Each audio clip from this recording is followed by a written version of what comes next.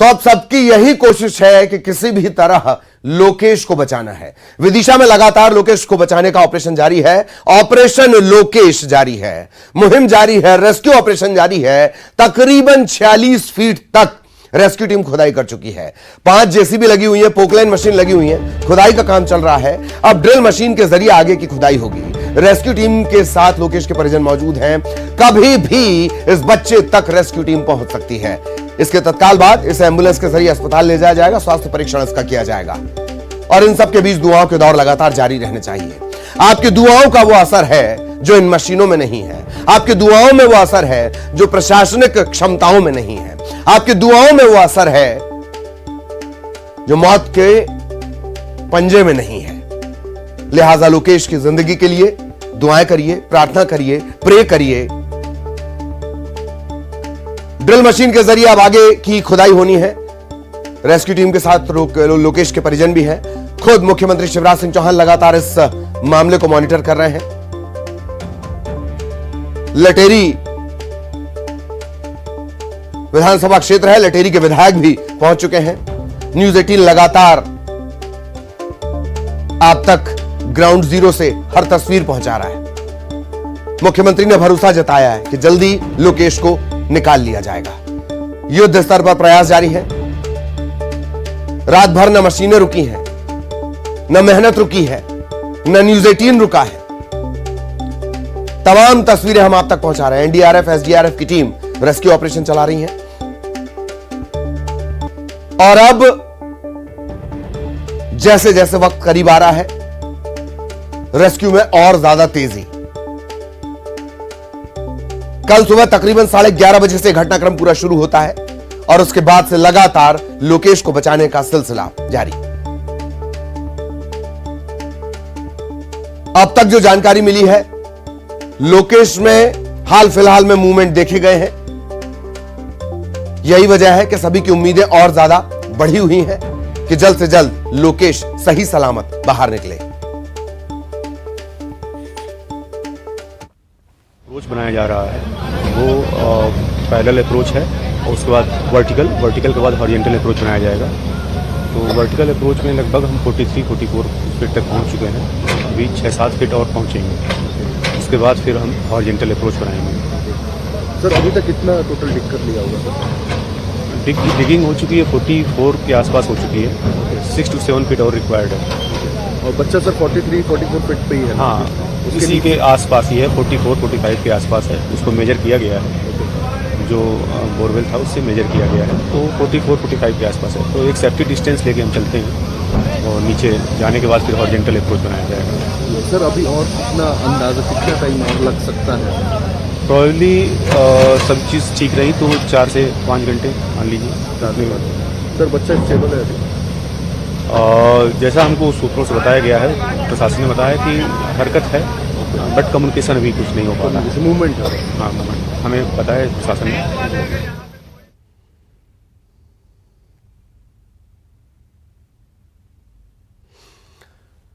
तो ये आपने सुना जो रेस्क्यू ऑपरेशन में लगातार लगे हुए हैं। उन्होंने इस बात की जानकारी दी है। 2 शब्द आपने सुने होंगे, हॉरिजॉन्टल, वर्टिकल। इसे अपने शब्दों में समझ लीजिए। पहले सीधी गहरी खुदाई होगी, फिर आड़ी खुदाई जैसे सुरंग बनाई जाती है उस तरह से होगी, ऊर्ध्वाधर और क्षैतिज। और सीधे हम आपको अब ग्राउंड जीरो लिए चलते हैं। सहयोगी शैलेंद्र लगातार हमारे साथ बने हुए हैं।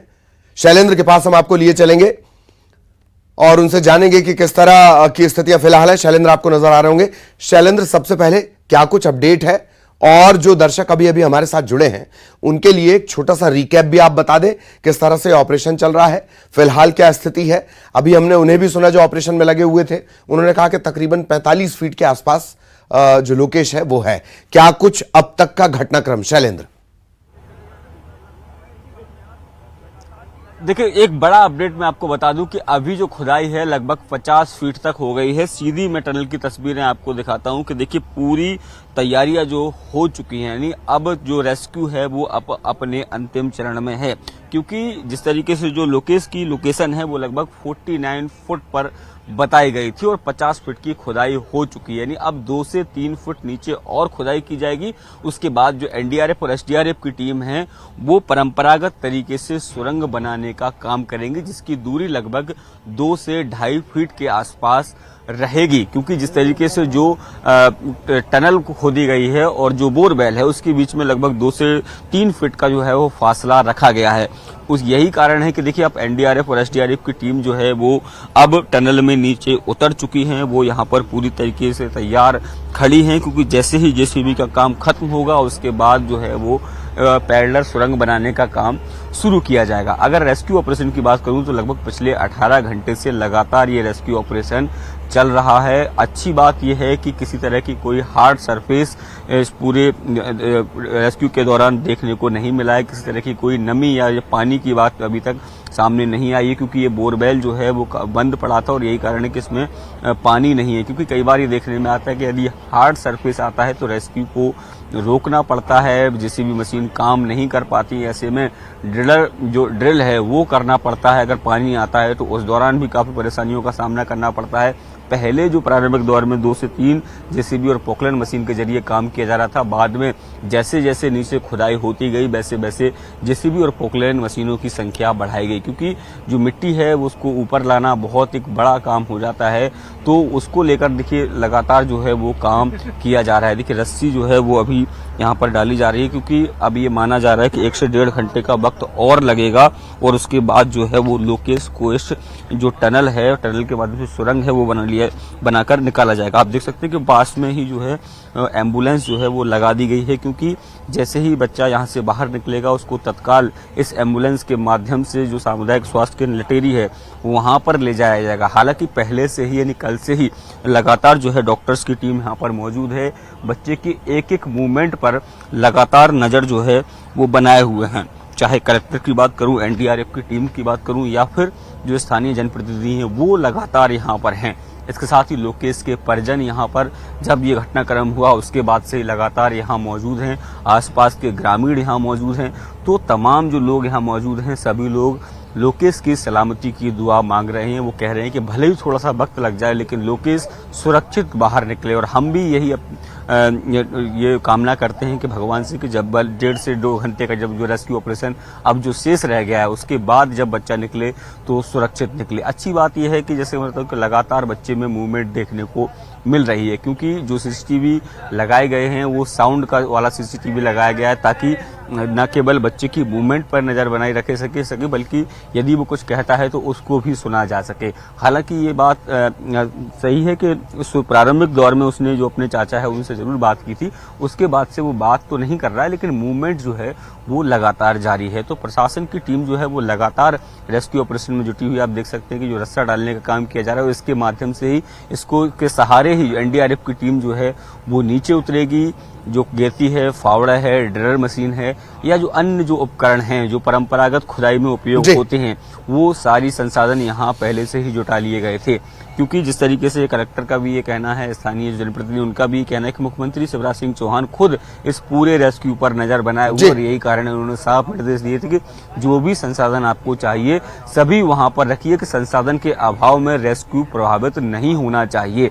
तो वो तमाम इंतजाम यहाँ यही कारण है कि जब रेस्क्यू ऑपरेशन शुरू हुआ उसी वक्त पूरे इंतजाम जो है वो कर लिए गए थे। तो अब उम्मीद है कि जब और रेस्क्यू ऑपरेशन पूरा होगा तो लोकेश जो है वो सुरक्षित बाहर निकलेगा। जी बिल्कुल बिल्कुल बिल्कुल, बहुत बहुत शुक्रिया शैलेंद्र। और आगे भी शैलेंद्र के जरिए अपडेट हम अपने दर्शकों तक पहुंचाएंगे। शैलेंद्र सीधे ग्राउंड जीरो से तमाम तस्वीरें और जानकारी हम तक पहुंचा रहे हैं। कुछ और खबरों का भी लेकिन रुक करेंगे। जबलपुर के खमरिया ऑर्डिनेंस फैक्ट्री के फिलिंग सेक्शन 9 में विस्फोट हो गया। इसमें चार्जमैन और एक कर्मचारी रोहित गंभीर रूप से झुलस गए हैं। शहर के निजी अस्पताल में इन्हें भर्ती करवाया गया है। राज्यभर की हालत गंभीर बनी हुई है। आपको बता दें कि फैक्ट्री में बीते कुछ महीनों से लगातार हादसे हो रहे हैं। कर्मचारियों में दहशत है। हादसे की सूचना मिलने पर जीएम अशोक कुमार भी अस्पताल पहुंचे। कर्मचारी के इलाज के बारे में जानकारी ली। फैक्ट्री के जनरल मैनेजर अशोक कुमार ने बताया है कि हादसे की वजहों के लिए जांच कमेटी बना दी गई है। विशेषज्ञ इस मामले की जांच में जुट गए हैं। बताया जा रहा है कि हैंड ग्रेनेड की असेंबलिंग के दौरान यह ब्लास्ट हो गया।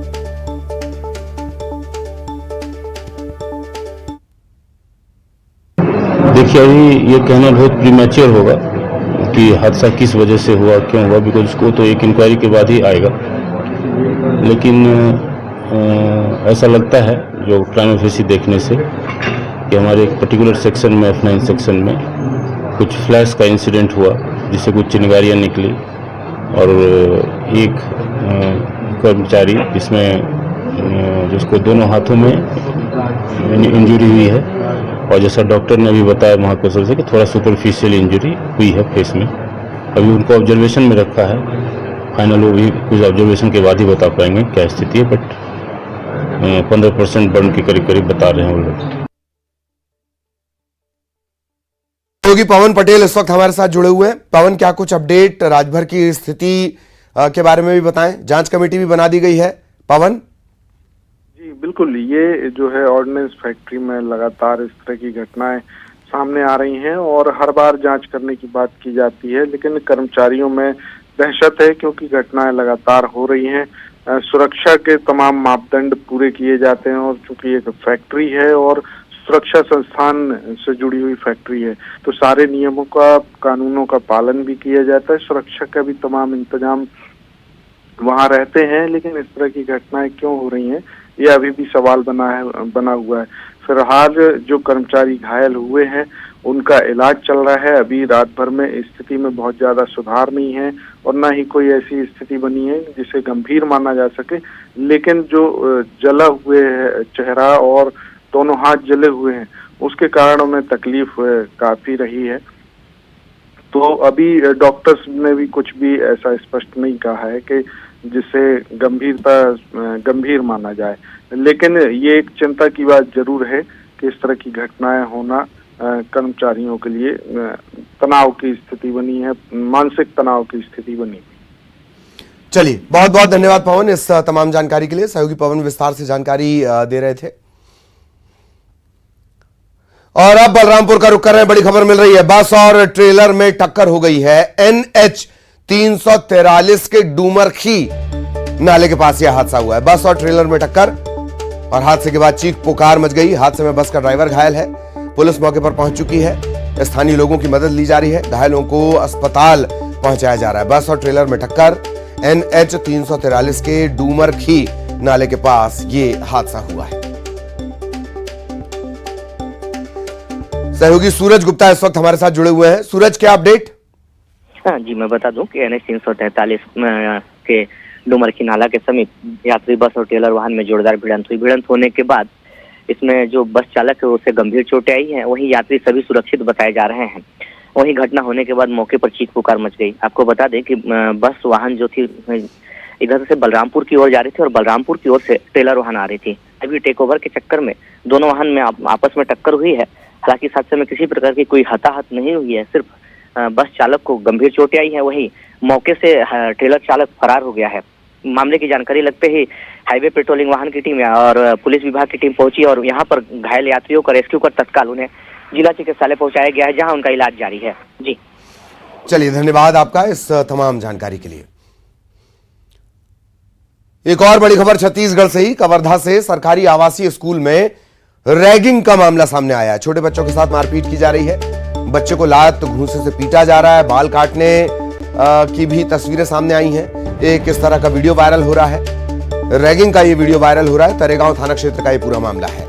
रैगिंग का वीडियो वायरल होने के बाद हड़कंप मचा हुआ है। छोटे बच्चों के साथ रैगिंग का ये मामला। सहयोगी मनीष हमारे साथ जुड़े हुए हैं। मनीष, क्या अपडेट? वीडियो सामने आ चुका है। बिल्कुल है। जिस तरह से ये वीडियो वायरल हुआ है उसे लेकर जो प्रशासन में हड़कंप मचा हुआ है, इसकी जांच पड़ताल की जा रही है। और ये कवर्धा जिले का वनांचल क्षेत्र का हॉस्टल है, वहाँ का ये वीडियो बताया जा रहा है जिसकी जांच पड़ताल की जा रही है। आखिर ये बच्चे को किस क्लास के हैं और किस तरह से इस तरह की घटना को अंजाम दिया गया है। उस समय जो अधीक्षक हैं वो क्या कर रहे थे और वहाँ के जो संस्था के जो प्रमुख है उनके द्वारा किस तरह से जिम्मेदारी निभाई जा रही थी, इस पूरे मामले को संज्ञान में लेकर जांच पड़ताल की जा रही है। और इस मामले में अभी तक जिला प्रशासन जो है बड़ी कार्रवाई कर सकती है। ललित, चलिए, धन्यवाद मनीष इस तमाम जानकारी के लिए। बड़ी खबर भोपाल से, अनुपूरक बजट आज सदन में रखा जाएगा। आज विधानसभा में अनुपूरक बजट पेश किया जाएगा। 10,000 करोड़ का अनुपूरक बजट आज पेश किया जा सकता है। कैबिनेट में तीसरा अनुपूरक बजट प्रस्ताव मंजूर हुआ है। मौजूदा वित्तीय वर्ष के बचे हुए 16 दिन के खर्च के लिए यह बजट रहेगा। बजट के जैसा हमने आपको बताया 10,000 करोड़ का ये हो सकता है। कैबिनेट में कर्मचारियों के लिए महंगाई भत्ते का प्रस्ताव का अनुसमर्थन किया गया है।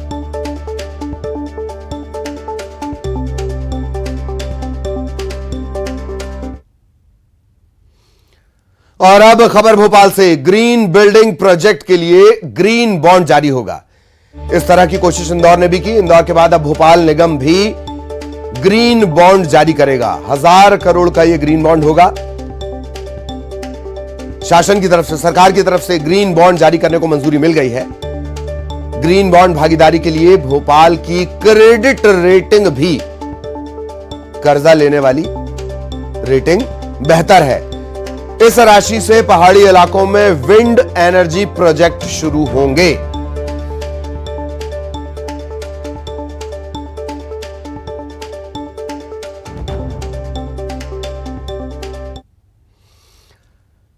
इधर भोपाल में बेखौफ चोरों ने मंगलवार को दिन दहाड़े शहर के पौष इलाके शिवाजी नगर स्थित कांग्रेस नेता के मिश्रा के सरकारी आवास को अपना निशाना बनाया। E109/7 में ये रहते हैं और चोर दिन दहाड़े घर में घुसे, महत्वपूर्ण दस्तावेज, 20,000 की नकदी और तो और के मिश्रा की लाइसेंसी रिवॉल्वर भी चोरी करके ले गए हैं। जब उन्हें इस बात की जानकारी लगी तो तुरंत पुलिस को इत्तला दी उन्होंने। मध्य प्रदेश कांग्रेस मीडिया विभाग के अध्यक्ष हैं के मिश्रा।